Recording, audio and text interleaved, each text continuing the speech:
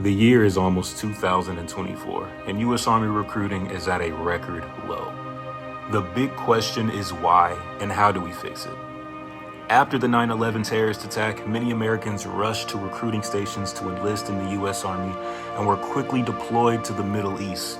This tragedy alone was enough to motivate many Americans to lace up their boots and fight. So what happened between then and now?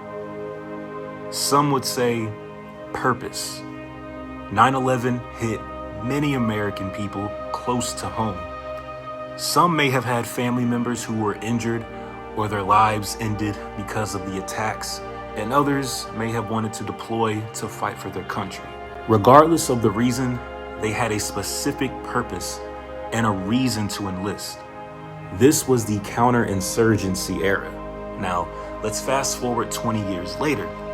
The U.S. officially pulls out of Afghanistan, and the transition from counterinsurgency to large-scale combat operations began. This meant the deployments to the Middle East would slow down. I once asked a paratrooper in the 82nd Airborne Division, who was also a prior service Marine, why he switched branches and came to the 82nd. And he said, I wanted to deploy. That was it.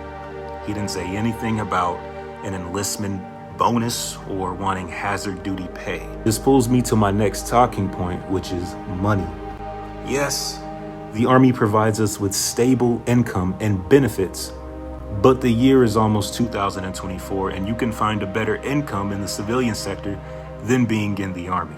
When we offer enlistment bonuses worth up to $50,000, you begin to attract recruits who only want the money and don't want to put the work in.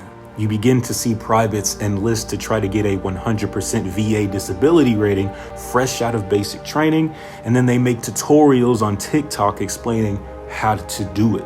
When we lead with our money, we'll begin to get recruits who only care about the money and have no pride in the actual organization. This pulls into my last talking point, which is pride. Marine Corps General Eric Smith said, "Your bonus is that you get to call yourself a Marine." I personally love this statement. Every Marine I've spoken with, regardless if they enjoyed their experience in the Marine Corps, they all said they enlisted to become a Marine. When I was an Army ROTC cadet in college, I had a good friend who received an Army scholarship that covered his entire tuition, and he turned it down. He wanted to go to Marine Corps OCS. Now, does being a soldier bring the same pride as being a Marine? Many soldiers I speak with tell me about how they needed money for college or they liked the sound of the bonus.